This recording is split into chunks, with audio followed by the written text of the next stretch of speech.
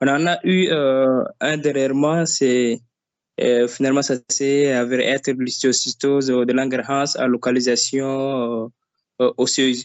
Au départ, c'était un enfant de 9 ans qui était arrivé pour des douleurs au dorsales. Et on était allé sur la base où est-ce que c'était pas une spondylodicite.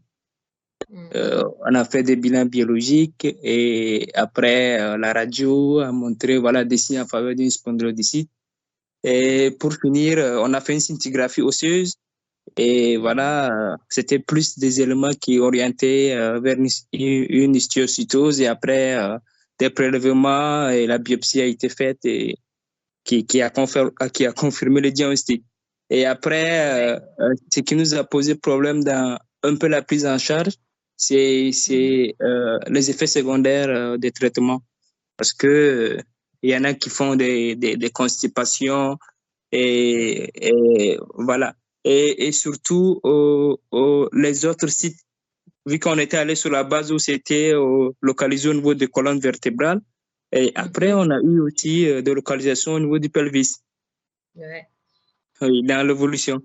Et avec le recul, on s'est dit, toute douleur osseuse, qu'elle soit voilà, localisée au niveau du membre, soit dorsal, il faudrait faire attention pour ne pas passer à côté d'une histiocytose de Langerhans. Et voilà, le protocole, c'était typiquement c'est ce qu'on avait utilisé, c'est ce qu'ils ont projeté.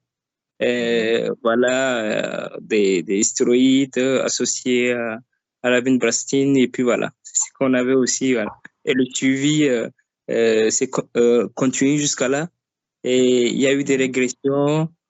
Et puis, même certaines voilà, localisations, on en a eu, notamment sur le plan de l'atteinte de l'hypophyse, parce qu'on a eu à faire un bilan carrément complet pour ne pas passer à côté des autres localisations de l'histiocytose de Langerhans. Ouais. Merci. Et qu'est-ce qu'il est devenu cet enfant? Il est toujours suivi, il supporte, il tolère, il a fini sa chimiothérapie, voilà. Oui, on a posé le diagnostic, puis on avait commencé le traitement, et puis on l'a adressé, voilà, pour le suivi chez l'hémato-oncologue, et voilà, on prend des nouvelles de temps à autre, et d'après les dernières informations, ça va. Elle suit toujours le programme, et il y a une nette régression des signes cliniques. C'est parfait. Où est-ce que le diagnostic a été posé initialement? Au départ, c'est comme je le disais, on était allé sur l'exploration d'une spondylite. Et après, devant ces demandes, c'est plus quand on l'a orienté en hémato-onco parce qu'on suit carrément les malades et jusqu'au diagnostic. Et c'est devant la scintigraphie, lorsqu'on les a appelés pour avis, ils nous ont dit, voilà, faut pas passer à côté d'une histiocytose, et puis de les référer, ils ont fait voilà, des prélèvements et la biopsie et qui a confirmé le diagnostic. C'était à Le Dantec. À l'époque, vous étiez à Le Dantec? Non, c'est à mon lieu de stage ici à l'étranger. Ah oui, donc c'est pas au Sénégal. Non. Ouais, c'est ça. Donc, c'est ce que je voulais savoir parce que parfois, l'expérience est importante. Vous savez, quand les gens sont expérimentés, le fait d'avoir l'expérience vous permet d'anticiper sur les diagnostics. C'est vraiment hyper important. Et c'est la raison pour laquelle, moi, je vous proposerai, peut-être vous, c'est déjà fini le séminaire, mais la prochaine fois, pour les promotions à venir, ce serait intéressant pour tout le monde, pour tout le groupe, de faire la répartition des leçons en fonction des sites de stage. Par exemple, la pathologie tumorale, tout ce qui est tumeur, ce serait mieux de faire préparer les leçons par des gens qui sont dans les services d'oncologie. Ils vont vous faire part de leur expérience et en plus, ils vont vous donner des choses actualisées par rapport à l'actualité. Parce que tout le monde n'a pas la chance de faire les services d'oncologie, les protocoles diffèrent. Donc, le fait de faire les leçons en fonction des sites pourrait profiter à tout le monde. En tout cas, cette expérience, effectivement, c'est l'expérience qui a orienté. Si c'était ici au Sénégal, par exemple, certainement, l'enfant serait étiqueté spondylodicite. On va explorer origine tuberculeuse et peut-être même l'enfant serait sous traitement antituberculeux ou bien crise vaso-occlusive drépanocytaire. Et s'il avait la malchance d'être en même temps drépanocytaire, il ne serait jamais exploré. Vous voyez un peu, donc c'est pour vous dire qu'il faut être curieux, il faut explorer et il ne faut jamais minimiser un symptôme. En tout cas, quand vous faites le suivi d'un enfant, quelle que soit la pathologie, s'il y a des signes qui se répètent, qui récidivent, ou bien qui persistent, ou bien qui s'aggravent, il faut toujours explorer.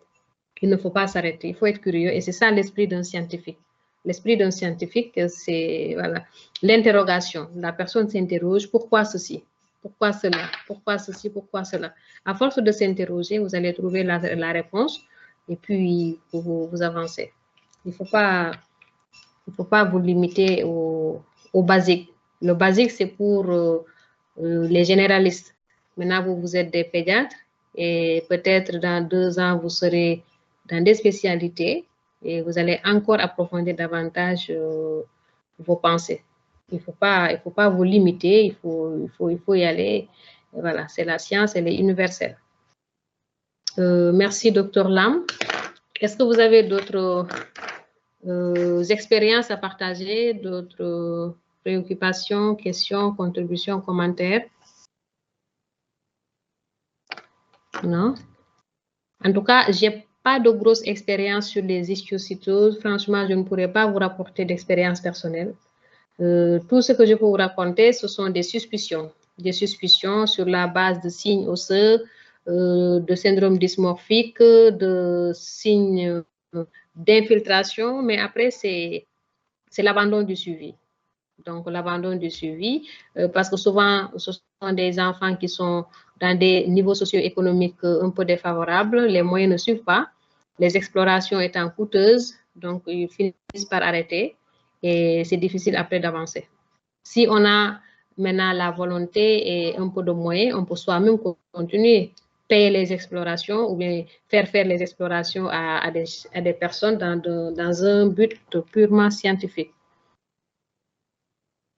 Bon, je vois des mains qui se levaient tout à l'heure. Qui voulait intervenir? Allez-y.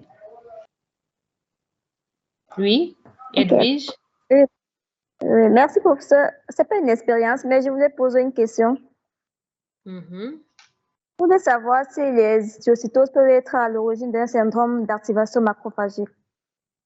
Bien sûr.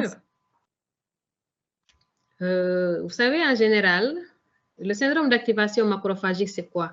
C'est une réaction. C'est une réaction en rapport avec une agression. Cette agression, elle peut être infectieuse, elle peut être tumorale, elle peut être d'origine toxique, etc., etc. Donc, c'est l'organisme qui réagit et cette réaction se manifeste